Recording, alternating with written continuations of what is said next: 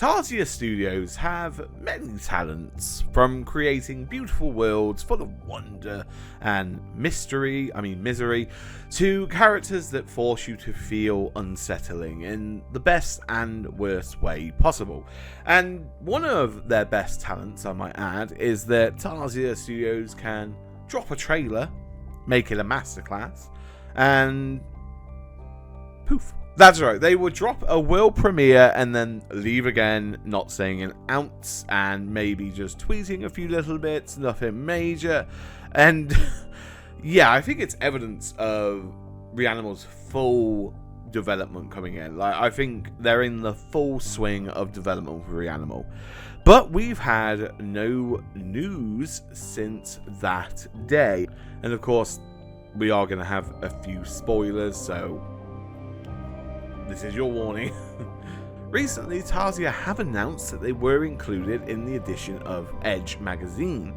Not only this, but Reanimal is the game that they're highlighting and showcasing on the cover of the issue, which is quite an accomplishment, and it really does look fantastic. Of course, I'll show you all the stuff in between. Again, recently I've managed to get my hands on a copy and gave the edition a read, and I must say it's very interesting. Now, of course, I won't be reading it word for word because, of course, I want to support the creation and I want to support the collaboration that they have with Tarsier. But, of course, I'll only be taking parts of it out and talking about things that I find specifically interesting and things that we probably should talk further about. But, again, of course, I would highly encourage you to support the creators and, of course, the magazine itself and, of course, Tarsier. And, of course, with that being said, though, if you do enjoy games like Reanimal, Little Nightmares, and things like that, make sure you hit subscribe, as I cover them quite a lot on the channel. I know recently it's been like a month since I uploaded, but we'll ignore that. We've been busy, alright? But again, I'll have a video for that coming soon. But again, if that tickles your fancy and you like theory videos, you want to see a let's play, hit subscribe. I'll be doing all those things. But of course, let us get into the juicy info that Tarsier have dropped in this article. So, instantly, one of the first quotes and highlights from the issue is a quote from Dennis Taujic. Now, I will say this outright. If I pronounce anyone's names, I'm probably going to do it poorly. So I apologise to anyone in Sweden. But of course, Dennis Taujic explained that splitting a screen will never look pretty enough for our taste. Which again, it speaks volumes of their design and their philosophy, and again, their commitment to keeping players immersed in the cursed world of Reanimal that we know of. And of course, Tarsier have a magical gift of making the camera part of the player or the immersion, and the camera placement is just as important as the player's character placement. And of course, so we know even from the trailer of Reanimal that there's going to be no split screen at any point, and of course this comment from Dennis kind of solidifies that. But I think we kind of already knew this watching the trailer itself and watching that gameplay footage of course, the chase scene with the mother creature.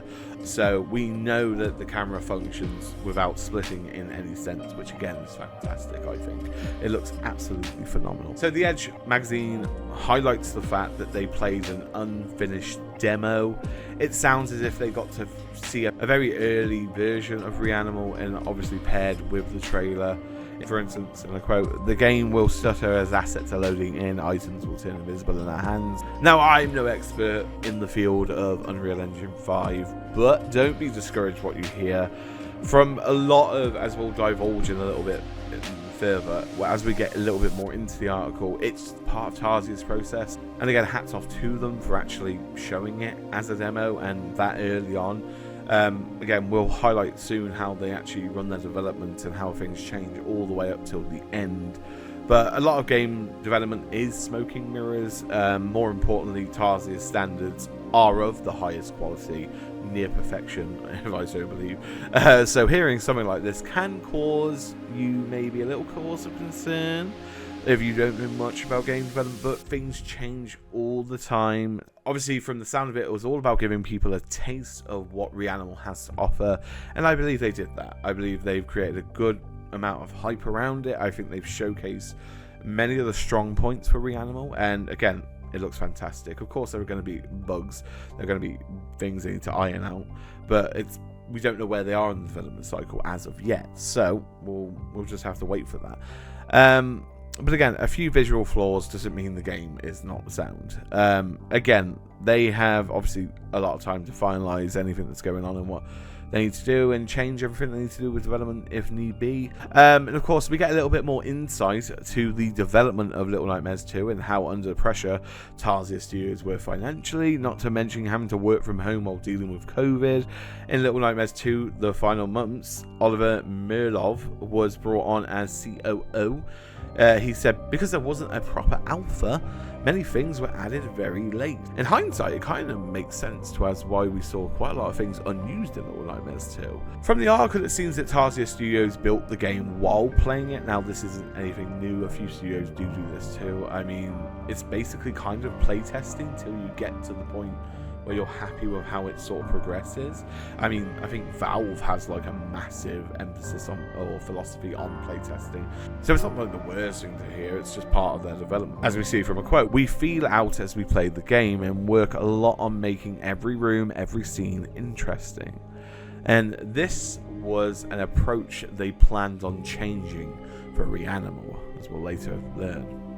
The article talks about how Tarsier Studios are shifting from the 2D playing movement to a free 3D space. So like how with Little Nightmares, we are sort of restricted to the 2.5D look and just that one sort of dolly camera, so it will only go left and right, maybe up and down a bit.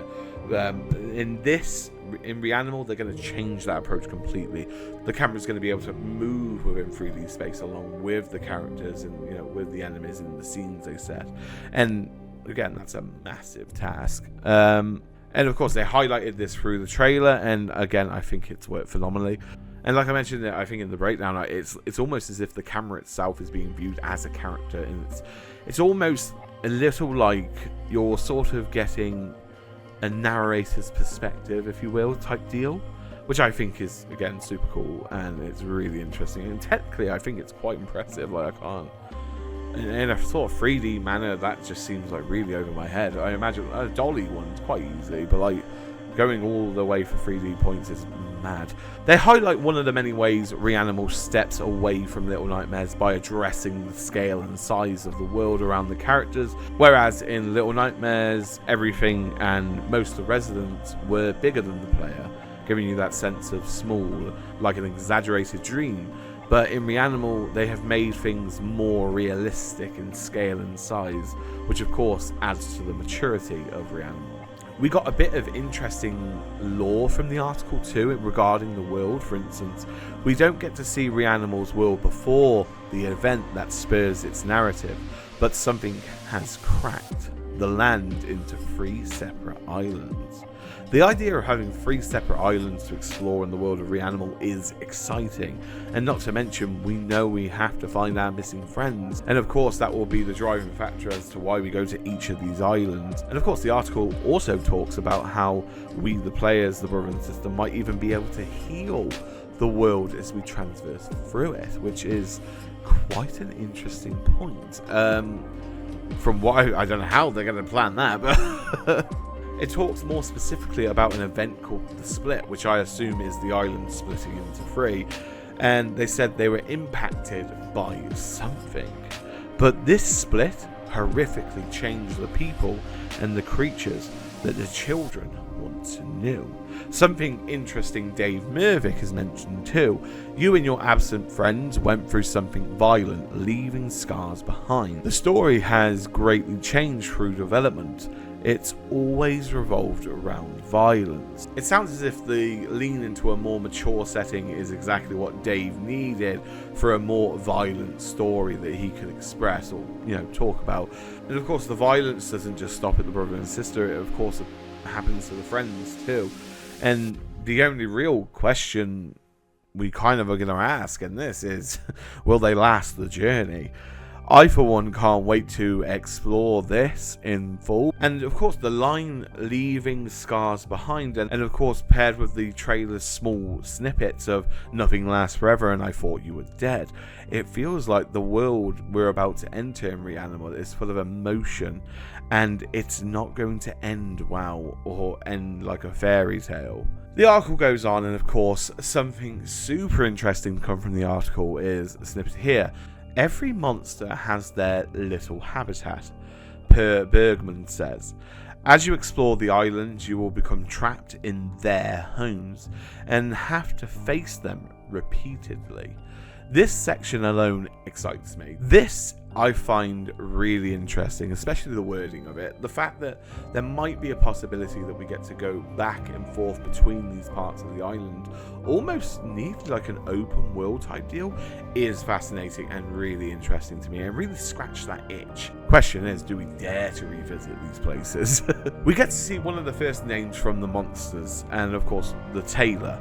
The monster is the one behind the snake-like skinned creatures that we see in the trailer, and of course these images.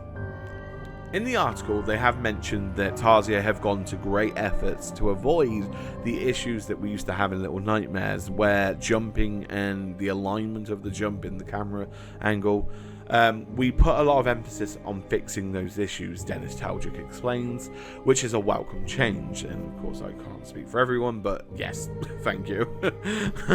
The article talks about how they meet a hooded character behind locked bars and how he speaks and leans forward.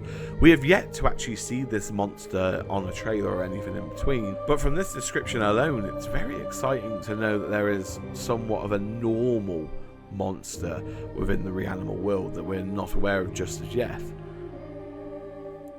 It turns out this was one of the reasons that Tarsier Studios avoided voices in games, because it gives you a false sense of security. I feel safer whenever a character is speaking, Talgic said. And he's not wrong. I mean, how many instances where you've gone through areas and you've been talking to an NPC and you know in that moment, oh, nothing can get me, I'm safe because I'm doing dialogue back and forth. I'm not only safe just from the outside randomness, I know I'm safe because I'm locked into talking to this character. And again, it's not a false thing, you are technically kind of safe in those sort of scenarios. The article shares how Tarsier have approached dialogue in Reanimal.